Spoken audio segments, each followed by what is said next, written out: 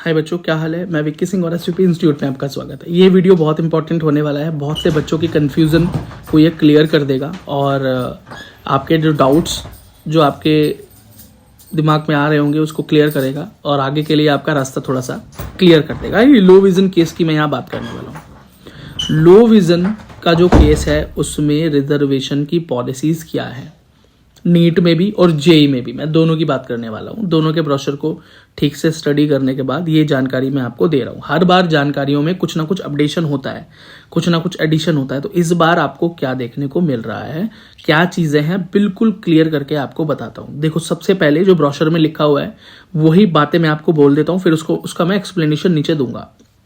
पहली चीज़ कि अगर आपको पीडब्ल्यूडी रिजर्वेशन चाहिए लो विजन के केस में, ठीक है, ब्लाइंडनेस के केस में, तो आपकी डिसेबिलिटी 40% से अगर कम है, ठीक है, 10 है, 20 है, 30 है, तो आपको रिजर्वेशन नहीं मिलेगा पीडब्ल्यूडी का। आप नॉर्मल जनरल कैंडिडेट की तरह या ओबीसी कैंडिडेट की तरह या एससी कैंडिडेट की तरह या एसटी कैंडिडेट, जो भी तुम्हारी कैटेगरी है, उसके थ्रू आप एडमिशन ले सकते हो नीट में। नीट के थ्रू जो भी कोर्सेज में आप जाना चाहते हो, MBBS, BDS, BHMS, BMS, Ayush courses, जो मर्जी, ठीक है, नर्सिंग वगैरह। तो 40% से कम है तो नॉर्मल कैटेगरी से जाना पड़ेगा, जो भी आपकी है। लेकिन अगर आपकी डिसेबिलिटी परसेंटेज 40 और 80% के बीच में है, मतलब 40 भी हो सकती है, 80 भी हो सकती है, बीच में कुछ भी हो सकती है, तो आप पीडब्ल्यूडी रिजर्वेशन के लिए एलिजिबल हैं और एमबीबीएस या जो भी कोर्स आप आगे परस्यू करना चाहते हैं आप रिजर्वेशन के तहत कर सकते हो, ठीक है। जो 5% रिजर्वेशन मिलता है वो आपको मिल जाएगा। लेकिन अगर आपकी डिसेबिलिटी 80% से ज़्यादा है तो आपको पीडब्ल्यूडी रिजर्वेशन तो मिलेगा, लेकिन आपको मेडिकल या मेडिकल कोर्सेज के लिए एलिजिबल नहीं मानेंगे। वो मानेंगे कि आपकी डिसेबिलिटी इतनी ज़्यादा है कि आप आगे जाकर मेडिकल कोर्सेज नहीं कर सकते, पढ़ाई नहीं कर सकते, तो आप कुछ और करें। नीट के रास्ते आपके लिए बंद हो जाएंगे, मेडिकल कॉलेजेस के रास्ते आपके लिए बंद हो जाएंगे। ये 80% से ऊपर वाले बच्चों के लिए है। उसके बाद एक इंपॉर्टेंट लाइन लिखी हुई है, सर्टिफिकेट आपका जो बना हुआ है, आपने जो डिस्ट्रिक्ट लेवल सर्टिफिकेट बनवाया होगा अपने हॉस्पिटल से, यूडीआईडी कार्ड बनवाया होगा, उस यूडीआईडी कार्ड के अंदर जो भी डिसेबिलिटी परसेंटेज आपकी लिखी हुई है, 40 से कम है या 40 से ज़्यादा है या 80 से ज़्यादा है, जो भी है, वो आप अपलोड करेंगे नीट फॉर्म में। और अपलोड करने के बाद ऐसा नहीं होगा कि डायरेक्ट आपको एडमिशन मिल जाएगा। ये बात बहुत क्लियरली लिखी हुई है इस बार नीट फॉर्म में कि, और ब्रोशर में भी, कि आपकी एक रीवेरिफिकेशन होगी, आपकी एक जांच होगी एडमिशन से पहले, काउंसलिंग से पहले, नीट के एग्जाम के बाद जब रिजल्ट आ जाएगा उसके बाद एडमिशन प्रोसेस से पहले बीच में आपकी एक जांच होगी, रीवेरिफिकेशन होगा, आपकी डिसेबिलिटी को चेक किया जाएगा। वो चेक करेंगे कि आपने जो डिसेबिलिटी सर्टिफिकेट बनवाया है क्या आप सच में उतने डिसेबल हैं या नहीं। तो आपकी जो रीवेरिफिकेशन होगी उसके अंदर दोबारा से डॉक्टर्स का पैनल होगा, जहां भी आप जाएंगे। 16 सेंटर्स की लिस्ट है ऑल इंडिया में, वो मैं वीडियो अपलोड कर चुका हूं। तो 16 सेंटर्स या NTA centres, anti disability centre करके आप सर्च करेंगे, आपको मिल जाएगी वीडियो। वो वीडियो आप देख लेना। और वो 16 में से किसी भी सेंटर जो आपको पास पड़ेगा, जो भी, तो उस सेंटर में आप जाएंगे और डॉक्टर्स का पैनल सामने बैठा होगा। डॉक्टर्स आपको दोबारा से चेक करेंगे, दोबारा से आपकी डिसेबिलिटी को रीचेक किया जाएगा। और अगर आपकी डिसेबिलिटी जो है, ठीक है, अगर आपकी डिसेबिलिटी चेकिंग के अंदर 40 से कम आती है, चाहे आपकी यूडीआईडी कार्ड में जो भी परसेंटेज हो, 40 हो, 40 से ज़्यादा हो, 40 से ज़्यादा हो या 40 हो या 80 हो, कुछ भी हो, लेकिन जब आपका रीवेरिफिकेशन होगा, दोबारा से आपकी जब जांच होगी, उसके अंदर जो डॉक्टर्स का पैनल आपको जांच करने के बाद आपको एक डिसेबिलिटी परसेंटेज देगा, एडमिशन के लिए सिर्फ वही मान्य होगी। अब हो सकता है वो आपको बेटा 40 से कम दे दे। अगर उन्होंने 40 से कम दे दी आपको, फिर आपके डिसेबिलिटी कार्ड में जो मर्जी लिखा है उससे कोई फर्क नहीं पड़ता। अगर उन्होंने कम दे दिया at the time of reverification, तो समझ लो कि फिर आप पीडब्ल्यूडी कोटा नहीं ले सकते, ठीक है। फिर आप as a normal general candidate appear कर सकते हैं अगर 40 से कम दे दिया। अगर उन्होंने आपको बेटा ज़्यादा परसेंटेज दे दिया, 80 से ऊपर कर दिया, या जो भी परसेंटेज देके उन्होंने लिख दिया कि नहीं भाई, इस बच्चे की जो डिसेबिलिटी है लो विजन की वो इतनी ज़्यादा है कि ये बच्चा मेडिकल की पढ़ाई नहीं कर पाएगा, सर्जरी नहीं कर पाएगा, आगे जाके मेडिकल कोर्स को परस्यू नहीं कर पाएगा, तो आपको मेडिकली अनफिट घोषित कर सकते हैं। अगर उन्होंने ऐसा कर दिया, ये दूसरे टाइप का रिजेक्शन हुआ। अगर ऐसा कर दिया तो फिर आप नॉर्मल कैंडिडेट की तरह भी फिर नीट में एडमिशन नहीं ले सकते, आपकी जर्नी वहीं एंड हो जाएगी। और अगर उनकी जांच के अंदर आपकी डिसेबिलिटी परसेंटेज सही पाई गई, 40 पाई गई है ना, या उसके ऊपर, और उनको लगा कि हाँ भाई ये बच्चा मेडिकली फिट है, कर सकता है, पढ़ाई कर सकता है लो विजन होने के बाद भी, तो वो आपको पीडब्ल्यूडी और एमबीबीएस या जो भी कोर्स आप आगे करना चाहते हो एलिजिबल कर देंगे। एक सर्टिफिकेट आपको देंगे, ब्लैक एंड व्हाइट फॉर्म में होता है, आपको एक सर्टिफिकेट देंगे जो थोड़े दिन के लिए वैलिड होगा, सिर्फ एडमिशन के लिए वैलिड होगा, और जिस भी कॉलेज में आप एडमिशन लेंगे वहां पर आप उसको जाकर जमा करा देंगे। ये हो गई बात खत्म। अब इसके अच्छा पूरी वीडियो देखना, ठीक है ना। अब इसके अलावा अब क्वेश्चन ये अराइज होता है कि चेकिंग होती कैसे है, कि चश्मे के साथ चेकिंग होती है, चश्मे के बिना चेकिंग होती है। ये क्वेश्चन बहुत बार आया है, तो मैं आपको एक बात बिल्कुल बिल्कुल क्लियर कर दूं कि चश्मा लो विजन डिवाइस नहीं होता है। लो विजन डिवाइस चश्मा नहीं होता है। अब ये लो विजन डिवाइस क्या है? जब आप लो विजन कैटेगरी के अंदर फॉल करते हैं, मतलब आपको एक ऐसी डिसेबिलिटी है जिसमें आपको देखने में दुविधा है। अब डिसेबिलिटी क्या है, ये मैं आपको एक बात समझा देता हूँ। डिसेबिलिटी का मतलब होता है बेटा कोई ऐसी कमी शरीर में, कुछ ऐसी कमी जिसको आप क्योर नहीं कर पा रहे, अब वो ठीक नहीं हो सकती, या उसके अंदर इंप्रूवमेंट के चांस बहुत कम हैं। उस कंडीशन में आपका डिसेबिलिटी सर्टिफिकेट बनता है, ठीक है। नहीं तो लोगों की नजरें तो कमजोर होती है, ज्यादातर लोग चश्मा लगाते हैं, ठीक है। तो नजर कमजोर किसी की है तो वो डिसेबल नहीं हुआ, इसका मतलब है कि कुछ ना कुछ अभी मतलब उसके पास ऑप्शंस हैं कि वो करेक्शन कर सकता है। वो चश्मा लगाकर अपने फोकस को करेक्ट कर पा रहा है और देखने में सक्षम है। लेकिन जब ये चश्मा भी आपकी मदद करना बंद कर देता है, जब इस चश्मे से भी आपकी बहुत ज्यादा मदद नहीं हो पाती, बस थोड़ा बहुत आप काम ही चला सकते हो, तब आप डिसेबिलिटी की कैटेगरी में फॉल कर जाते हो। आई थिंक अब ये बात आपको समझ में आ गई होगी।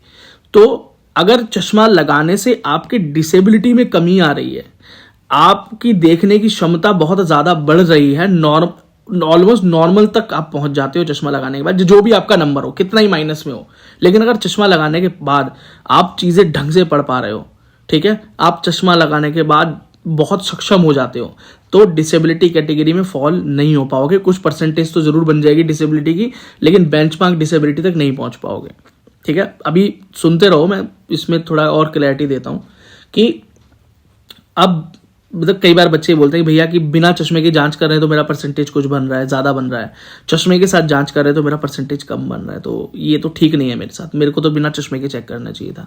देखो बेटा, चेकिंग तो दोनों तरह से होगी। पहले वो बिना चश्मे के ही चेक करेंगे आपको, और फिर वो चश्मा लगाकर देखेंगे कि आप जो नहीं देख पा रहे, क्या चश्मा लगाकर देखने में सक्षम है।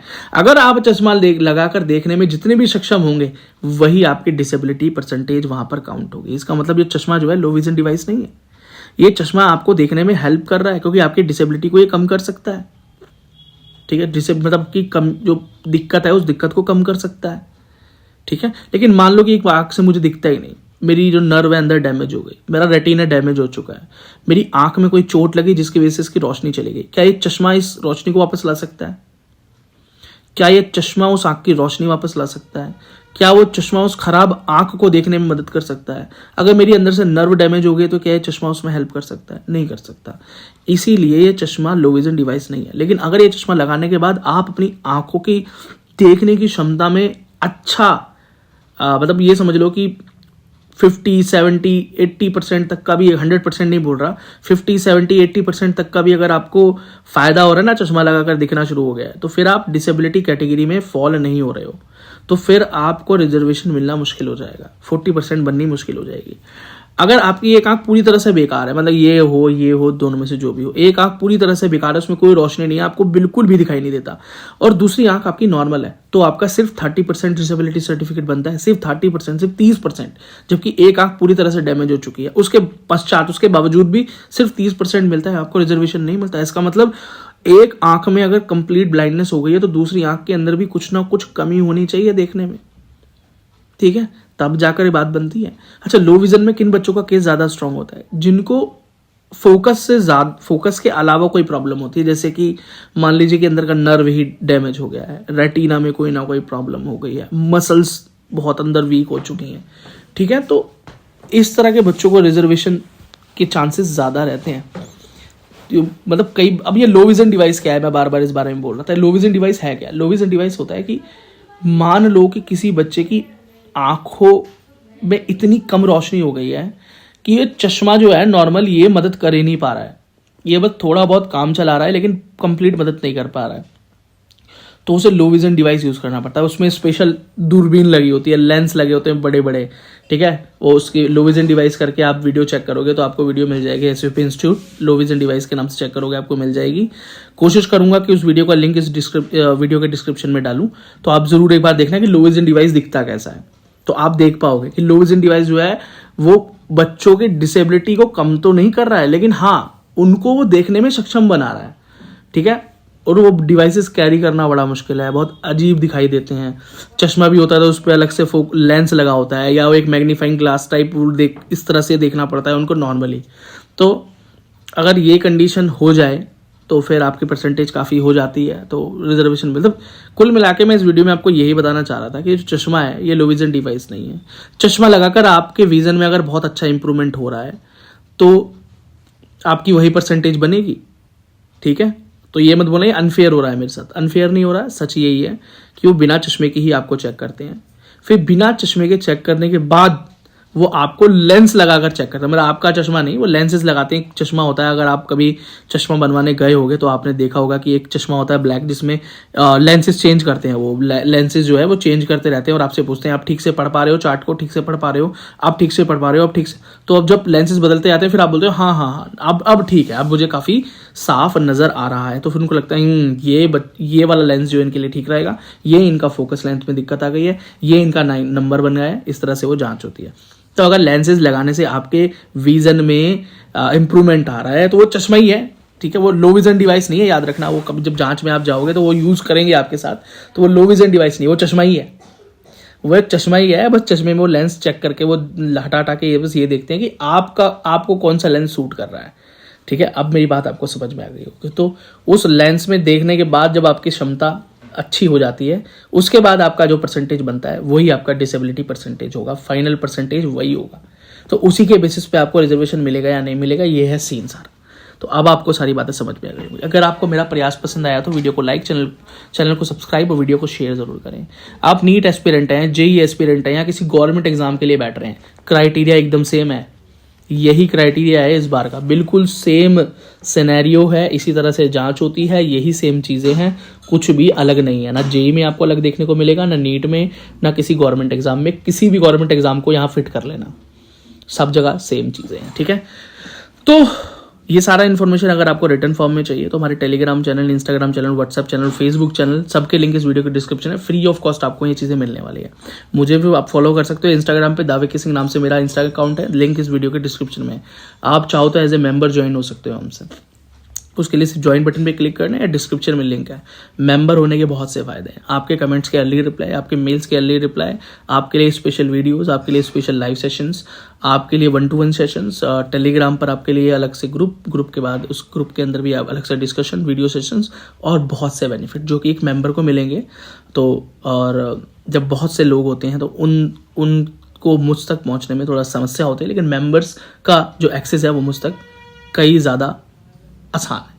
तो do join as a member. Thank you so very much. मिलता हूँ आपसे अगली वीडियो में। धन्यवाद। कमेंट सेक्शन खुला हुआ है, कुछ पूछना है तो पूछ सकते हो।